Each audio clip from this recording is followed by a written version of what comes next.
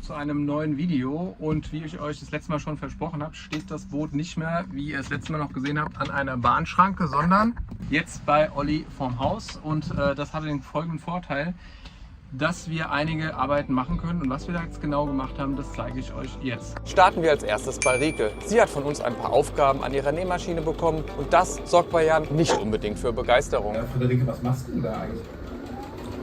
Ich nähe die Kissenbezüge fürs Boot von Olli und Marco. Und was musst du da jetzt nähen? Ich muss die Outdoor-Kissen, Lederkissen, muss ich flicken, weil der untere Stoff gerissen ist. Ah, okay. Und das hat der Olli dir ja so gegeben? Das hat er mir vorbeigebracht. Und der will es jetzt natürlich schön haben. Der will es schön haben, ja klar.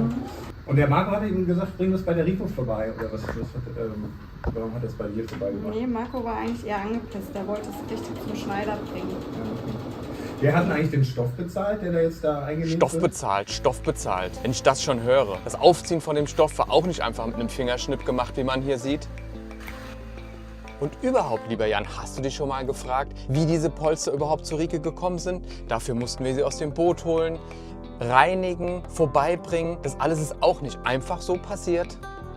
Aber hey, lassen wir das. Auch dir, lieber Jan, danken wir natürlich von ganzem Herzen. Denn mit deinem treuen Nasssauger bist du wie ein echter Matrose mit einem Schrubber an Deck unermüdlich im Einsatz gewesen, um unseren Teppich von dem jahrelang festgesetzten Schmutz der Vorbesitzer zu befreien. Und hier noch ein kleiner Tipp von Jan höchstpersönlich. Gebt immer einen Schuss Weichspüler hinzu und schon riecht euer Teppich richtig schön frühlingsfrisch. Wer trinkt's? So, lieber Jan, und wie bist du heute vorwärts gekommen mit deiner Reinigungsaktion? Ich habe hier 5 ekelhafte Container widerlichsten Wasser rausgezogen. Und jetzt können die Kerle wieder vom Boden essen. Ich hoffe, Vom Boden essen. es reicht den Herren. Also vielen Dank. Gerne. Deine Mitfahrt ist gesichert.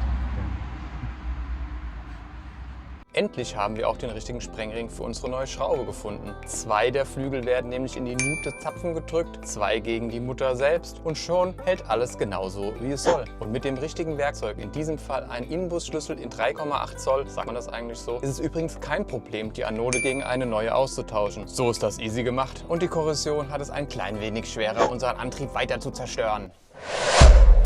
Der schrubbt sein Boot von Bug bis Heck. Das ist Olli, denn er mag kein Dreck. Von früh bis spät wird hier poliert. Jede Macke strengstens inspiziert. Sein Boot glänzt daher echt krass hart. Aber das ist der Style, den er eher so mag. Das Boot, der strahlt, so sauber, so fein. Kein Kleber, keine Reste, so muss das sein. Die Nachbarn jubeln und rufen im Takt. Olli, der Meister, der hat's echt gepackt. Aber wir haben ja hier so einen defekten Kompass gehabt und da haben wir uns überlegt, was machen wir. Wir hatten im Internet geguckt, ob es einen Kompass gibt. Ja, wir haben gebraucht einen gefunden, war viel zu teuer und haben uns was Eigenes einfallen lassen. Und zwar das hier. Das heißt, wir schrauben den hier dran und können hier zum 3D-Drucker einen Handyhalter gedruckt, den man austauschen kann gegen alles Mögliche. Und den schrauben wir jetzt mal hier ran. Wir finden, das Ganze kann sich doch echt sehen lassen und ist ein adäquater Ersatz für den eigentlichen Kompass. Und das Beste daran, das Handy kann ganz einfach per MagSafe geladen werden. Aber nun genug von all dem Drumherum. Das wirklich Spannende und das, was unserem stolzen Kahn bislang noch gefehlt hat, ist ein ordentlicher Tiefenmesser. Jetzt bin ich hier mal reingekrabbelt und ich denke, das ist die Stelle, an der wir sozusagen das Echolot befestigen. Dann geht hier das Kabel hoch und hier oben irgendwo bohren wir dann durch. Bin gespannt. Oh Gott.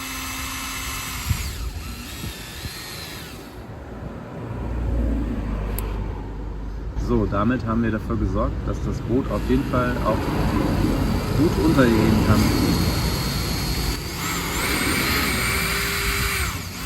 Osmose! Osmose! Was wir da genommen haben. Was mir keiner sagen kann. Ja, brauchst du eigentlich nicht. Ja. Ich glaube, das ist schon. Nee, das ist, glaube ich, gut so. Nachdem wir unser Echolot fest im Rumpf verankert hatten, musste nur noch ein Kabel sauber verlegt werden. Natürlich ging das nicht, ohne ein Loch durch die Bordwand zu bohren. Das ist ein Moment, bei dem wirklich jeder Skipper kurz die Luft anhält. Olli ist hier gerade dabei, die Durchführung seefest abzudichten. Im Inneren, sprich im Motorraum, wurde das Kabel dann entlang der bestehenden Kabel bis zum Cockpit geführt. Kabel war zum Glück lang genug und das Stromkabel hatten wir schon vor Wochen vorbereitet. Jetzt sind wir hier vorne angekommen.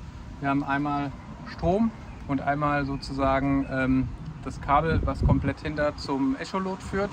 Und jetzt wollen wir hier den Tiefenmesser montieren. Und da gibt es hier in der Packung einen solchen Halter. Und die Idee war, entweder den Halter hier zu montieren oder ganz klassisch hier oben drauf. Aber das hat uns alles nicht gefallen und aus dem Grund haben wir hier uns ein 3D-Druckteil konstruiert, mit dem wir den Tiefenmesser sozusagen, ich werfe gerade mal die Kabel hier rein, so montieren können. Ja, das ist sozusagen das ganze Hexenwerk. Hier, das würde normalerweise hier so dran kommen. Und anstelle dessen haben wir hier diesen Halter. Damit befestigen wir das Ganze. Kommt hier dran.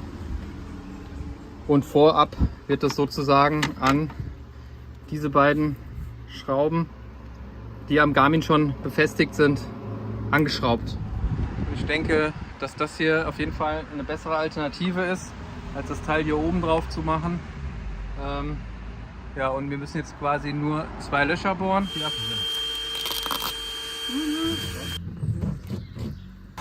Weiter, weiter, weiter, weiter. Weiter, weiter, weiter, weiter, weiter, weiter, weiter, weiter, weiter, weiter. Stopp. Ja, wir haben jetzt hier vom Echolot aus hier hoch zur schwarzen Linie gemessen. Dann können wir später schauen, wo ungefähr die Wasserlinie ist. Und haben einmal gemessen, wie tief sozusagen der Antrieb in der niedrigsten Position ist, um so zu bestimmen, was unser absoluter Maximum-Tiefgang ist und wie viel Grund wir unterm Boot haben können. Die Maße müssen wir dann vorne im Tiefenmesser einstellen, damit dann ein frühzeitiger Alarm losgeht und wir uns eben sowas im besten Fall ersparen. Und was wir jetzt noch machen ist, was machen wir jetzt? Wir lassen es laufen. Wir lassen es noch einmal laufen. Also es hat ja von oben schon, kam ja schon ein bisschen Regen, jetzt schmeißen wir einmal den Motor an. Motor läuft noch.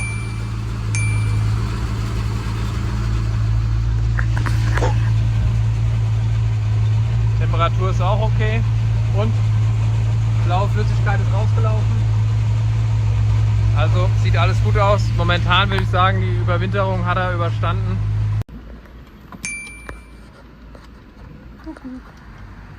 Und Lenkrad? Oh, ein Lenkrad. Ein Lenkrad. Schön. Ein sehr schönes Lenkrad. Extra aus Schweden. Nee, aus Norwegen. Weiter ging es mit den beiden Hupen. Denn jeder weiß, ohne ordentlich Hupen läuft gar nichts. Aber an Bord sagt man natürlich nicht Hupen, sondern Schiffshörner. Diese waren, wie man hier unschwer erkennt, schon ordentlich in Seenot geraten und taten ihren Dienst leider nicht mehr. Aber zum Glück gibt es dafür natürlich Ersatz und das in Form von neuen, standardisierten Hörnern. Die alten also von Deck geschraubt und alles vorbereitet zum Löten. Kleiner Tipp am Rande, beim Löten immer eine dritte Hand verwenden. Noch einen Schrumpfschlauch drüber und zack, zack, zack, schon sind die neuen Hörner bereit zum Hupen. Zum Schluss noch die Kabeln rein Glied gelegt, die Abdeckkappen draufgesteckt und schon sieht alles wieder aus wie am ersten Tag. Ab jetzt können wir wieder ordentlich hupen und das ist das, was Olli am liebsten mag. Und wenn wir gerade bei Olli sind, er hat sich auch darum gekümmert, unsere beiden Fenster frisch abzudichten.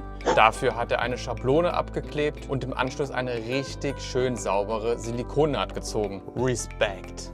Zum Abschluss wird es noch einmal richtig chefmäßig, denn die neue Konturlinie muss drauf. Die großen Streifen haben wir zwar erstmal bewusst weggelassen, aber ganz ehrlich, ohne die kleine rote Linie fehlt einfach was. Für diese Aufgabe musste natürlich unser bester Mann ran. Mit viel Geduld und Liebe zum Detail wurde hier wie bei einem Rolls-Royce die feine Konturlinie aufgeklebt. Edler geht's kaum. Ja, ich hoffe, wir haben euch ein bisschen abholen können. Ihr habt gesehen, was so der aktuelle Stand ist. Ich denke, es sieht ganz gut aus, dass es bald Richtung Wasser geht und ja, und dass da alles glatt läuft. Also bleibt dran, bis zum nächsten Video, wenn es wieder heißt, passt es oder passt es nicht. Ciao! Kauf dir ein Boot.